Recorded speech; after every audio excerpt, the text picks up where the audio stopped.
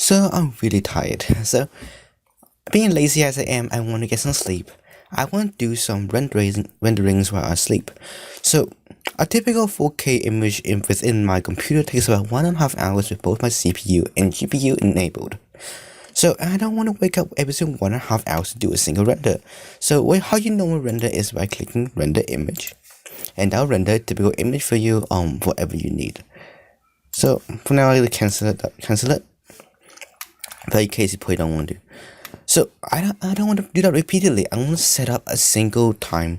Set up a bunch of images to render. So for example, I want an image over here.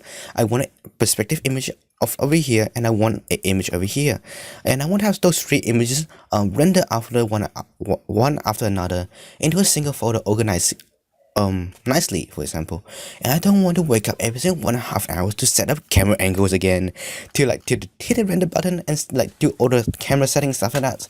I don't want to do that, so that's really troublesome. So in this video, I'm just gonna show you a simple method on how to just set a bunch of camera angles together and just let it render like a normal architectural photo without things. So what I'm gonna set up right now is go to N. Two tabs open. So always make sure I lock camera to view, because I always have the nicest control. So if you go to hit 0 on your number pad, that will allow you to or hit the weird button right under the escape key, and that allows you to view camera. So what that function allows you to do is just basically lock a camera to view. So whenever you camera view, whenever you change hit your middle mouse button and rotate your view, the camera will follow you instead. So that's a pretty nice function I like to have. So I got two views over here. I'm gonna set one of them to camera. I'll take it back. I want this one to camera, and this basically allows me to select the materials I want to move or something like that in case of it gets in a render.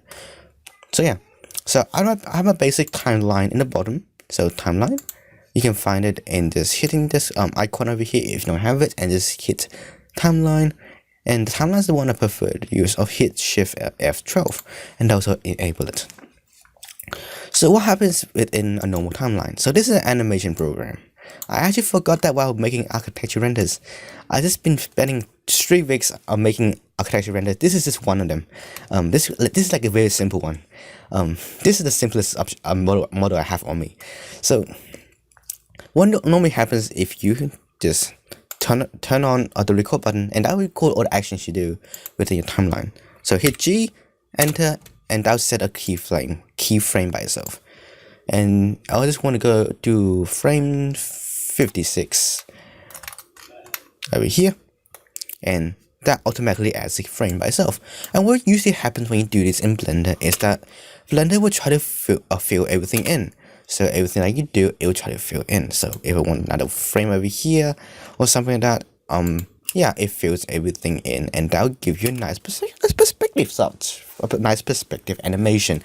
But as architects and render things, but that happens to use animation programs as the key animation and rendering engine. To be honest, you're just stupid if you're doing that. Like me, I'm using a animation program for architecture renders because I'm stupid. So I don't want the frames to move. And what Blender allows you to do is to have this animation function that allows you to render by frames. So let me show you something really nice. So if you go to the properties one, the view, not view layers, what do you call it? Come on, show the main boy. Well, properties. I think it's image properties. So in the image properties, it allows you to set the resolution of the image and stuff like that. For this case tutorial, let's just decrease the amount to so simple, about half a K, or not full K, HD. So, and this what allows you to do is just change the settings. So this is the default. I usually leave the compression to 0, color depth to 16, and colors to RGBA. And this is really really important. Image format. If you set to PNG, right? Where's PNG? Should be here somewhere. So yeah, if you set it to PNG, what it does when it renders the animation within your timeline is that it renders by frames. And it renders by frame individual images, and I will put it in a folder. And what it's good about this, it will just render like a normal image. If you set your file format to any of these like movie formats, it will render it like a normal video, and that's not something that you would want for a normal architecture render. But for some people, tiff is also pretty good choice. Where's tiff? Yeah, tiff. Tiff is also a really good choice for most photographers, because it has a lot, definite. So right now in the output section, I want to choose the file that I want to put in. So in my case, I just want to put it to go desktop, and let's put it in the simple actual. So this is all my models, stuff like that, like really beginner models. So just want to accept it, and that will set the file output. So whenever it renders the image, it will go to there. So because we saw previously that if you set a frame over here and a frame over here, right now, let's go move it over here, Blender will try to fill everything in by itself. We don't want that. So as it fills everything in by frames, let's just put all the frames very close to each other. So this frame number 1 is set in. This frame number 1 is set in frame number 1. So let's move it to frame number 2. Change the image over here, and go to frame number 3, change the image over here, go to frame number 4, then change it over here. And this will basically allow you to do is that frame 1 is like this, frame 2 is like this, and if you go and hit the middle space button, it doesn't connect to each other. So that's really nice. So you got 1, 2, 3, and 4 frames right here. So that's 4 different photos of this setup. So what I prefer to do in this situation, if you want to view what's going to look like, just hit the top render shading mode, and that will just kick in whatever thing you have over here set up. In this case, cycles. I don't like cycles. Let's go with workbench because they are faster. And for this tutorial, it will be more convenient. If you ever want as a quick render and stuff like that, an estimated render that has low contrast to each other, I recommend just going to workbench, hit texture, and hit texture, and that'll take a little bit of time, but let's do a lot faster than cycles. So let's hit texture. Come on now, don't embarrass me now, friends. Oh yeah, and 1 second here. Just go to here, lock the camera view, stop that to zoom in a bit. Look, and go back here, exit it. And what you see right now, it has the material showing. So yeah, I prefer this mode over Eevee. Maybe that's me, but I really like this one. I like this mode. It's really quick. So I have my frames set up. The frames set up. So it goes 1, 2, 3, 4, 5, and 6. So it's for 6 frames set up.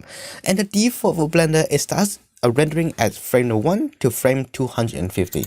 We only have 6 images, 6 frames selected. So let's just cancel that one and change it to 6. So that's gonna be your frames. Yeah, Blender's not gonna try to freaking morph that thing in there right now. Is there? So placeholder. Let's just double check all the settings. Let's set depth of field. I probably want that one in there. Simplify. And one of the things that you definitely don't want is motion blur, which I can't find right now.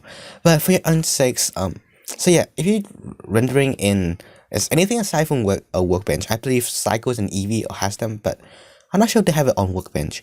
But there's something called motion blur, and you probably don't want that in architecture photos, so you want to cancel that one out. But I couldn't find that one for mine. And also one of the things I should mention is that I scaled up my camera, so it's easy to select. So let's go to render and render animation, and that should be done in a moment. Let's go to folder, go to actual, and there we go. 1, 2, and 3. Oh, it's blank. Oh god, that's something goes wrong. So it's blank. So blank is. So what happens is that I was using Blender 2.81, which is right down here. It's a beta type. So in 2.8, Blender doesn't have. So the current one I'm using right now is 2.8 Blender model. So in 2.8 we don't have the denoiser. So I used to render all my stuff inside of 2.8, but since it crashes a bit, I prefer filming my stuff on this. So let's go to render animation. Okay, 1, 2, 3, and that should be done. So yeah, really quick. If we go back here now, 1, 2, and 3. And you can see on my model, some of my stuff is not textured and stuff like that. This is fine. This is like a drop model that I have on my, like a spare model. So only some of the stuff is textured. You can see some of the stuff is bad. So all the keyframes that we had set up within our Blender file is now right here. So that's really nice. So that's really good for stuff like that. But let me show you something. So what happens if something gets blocked in the way? What happens if you want to change the camera perspectives, for example? So this works nice for wide angles. This works nice for wide angles. This works okay for wide angles, and this works fine for wide angles. But maybe sometimes you don't want wide angles. So I go to frames, resolution, and then I hit I.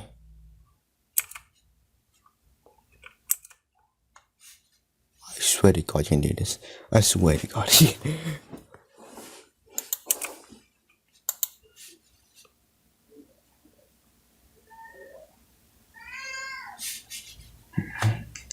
Damn you, Lord Jesus. Damn you, Lord Jesus. No, you can't do that, apparently. You can't do that. Apparently, you can't change the resolution. I actually never tested before. I just assumed it worked. But no, it doesn't. So one of the drawbacks of this is probably I assume the... Oh yeah, by the way, if you don't want the camera to follow you everywhere you go, just click out of 0. Just double hit a 0 again, and that'll exit the camera mode. If you're new to Blender, that's a tip for you. So yeah, apparently the ratio doesn't work as the normal animation where you just hit I and I'll make a keyframe and that swap the animation around, the ratios around. But apparently it doesn't. I'll do more research into this. I haven't researched it before, but let's just know. Let's not talk about that for now. Just forget everything you said. Just forget everything I said a while back, and let's focus on something else instead. So I just want to cancel out this one for now. You don't really need it. I don't need it right now. So I got all my animations here, and I put it in the folder that I selected on my output. So let's go back to Blender again. I want to open a different file. So this is the one I've been working on. So you can see right now there's a bunch of goddamn animations here. So this is an architecture project for school. In some cases I only show the roof. Sometimes I don't.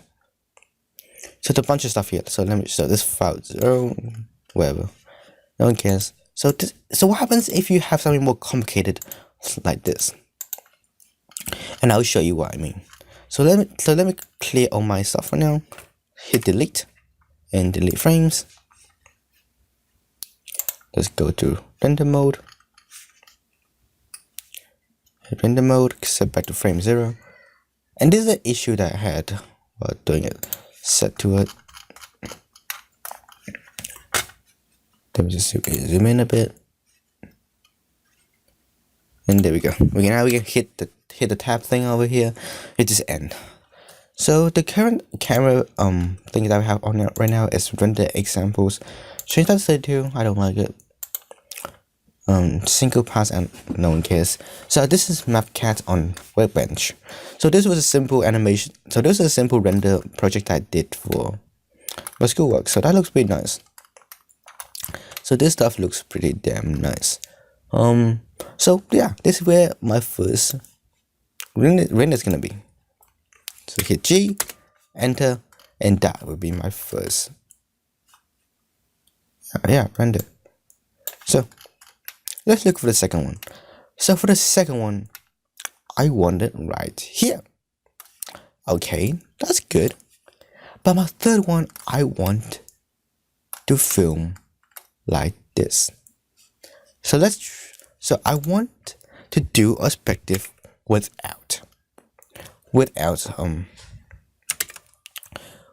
this thing over here. So I don't want that over here.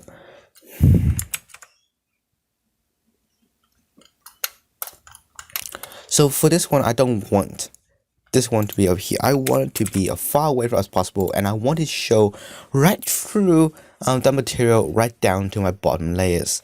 So what's gonna happen? You can say, of course, you can just move this one. What happened over here? Oh god, what have I done? Let's just drag these back to the way they belong, huh? Okay. So yeah, I just got some sleep ends back. So I noticed through our editing the video, I noticed some issue right here in this space. So what I did right here was that I accidentally selected the floor on the floor objects. So therefore the timeline changed to the floor objects timeline, which I really set something in there to move and out from. So yeah, I was confused by that. I thought I was always selecting the camera, but no, I accidentally moved the floor. So that was changing my timeline options to the one of my timeline for the floor.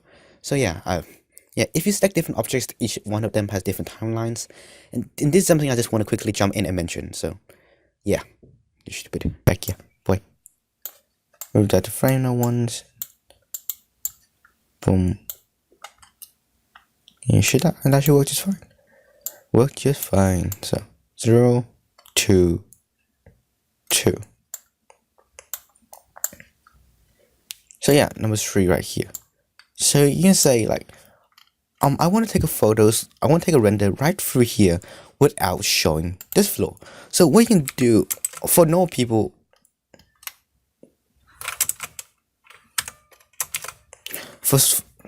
how the hell have I done? So for normal people, for what you think you should do is just hit G and just move this aside. And what this does is that it removes the entire object from all your other frames as well, and that's not something that you want to do. So in this case, I just want to get back my floor. We Control Z, go up there, and just make another view. Okay, so this one's gonna be freeformed. So this is the selection panel that I was talking about earlier. Is there another one over here? Huh, weird. Oh well, who cares? So if you ever want to collapse a single panel, just put your mouse button in the middle, up between the frames. Hit your right mouse button. I'm left-handed, so I set my mouse differently. For normal people, it's gonna be just editing button. So just hit the non-primary button and just click join areas or split areas, and that will usually do the job just fine. Yeah, in my case, I don't want this to be here within frame number 3. So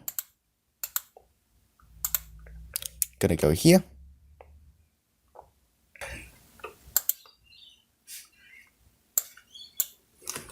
Wait, what happens if I do this? Oh my god, it really has animation on it. I forgot I did that. Oh yeah, okay. So yeah, for my third image right now, I don't want this right. So by selecting the object on the side, I'm sorry about what happened earlier. So just by selecting the basic object on the side right here, you select the animation thing. Because I already did so much animation on this, I forgot I had so much animation on this as well. So it came preloaded with animation, so don't worry about that. So what I want to do right now is hit, if I go back to 0, for the first 0 frame, I want the render animation to render the floor right there. For my second one, I also want to keep the top right here. So for third one, I don't want it. So for 0, let's hit G with the record button, and that will set up that frame. And let's go to the third one, which we don't want. So this one we still want it. Hit I again, or we can just simply duplicate. So this is the one we don't want. So within this frame, we just want to G and get rid of that. And for example, for the third render, let's click on my camera, select my camera. Let's say for my third one, I want it. Let's put it right here. So I want an angle shots like this, because I think that look pretty nice. Come on now, don't embarrass me in front of my friends. So I want a shot like this. So yeah, in this case, I want the roof back because it's the gaping hole right here. So we're in frame 3. Let's go select our do we have it here? Oh my god. So let's just find the material first. Floor one. Circle. So for this one, I want it back to original place. So this is the original one. So this is the original. So this is the place I was within frame number 1, and frame number 2 it went out. So I just want to go this one, Control D, and that will duplicate frames back in. And for frame number 4, we have the frames back in again. So yeah, so that's how you multi render. So you can set the render engine to cycles or whatever as well. For this case, just to demonstrate, I will use Eevee this time. I don't want to wake you for another 4 hours to render. So Eevee looks pretty nice. Okay, doesn't, but not good at the workbench anyways. I don't like Eevee. So yeah. So freestyle, make sure it's off. Depth of field, yeah, whatever. No one cares. Motion blur, make sure it's off. And let's try rendering this stuff again.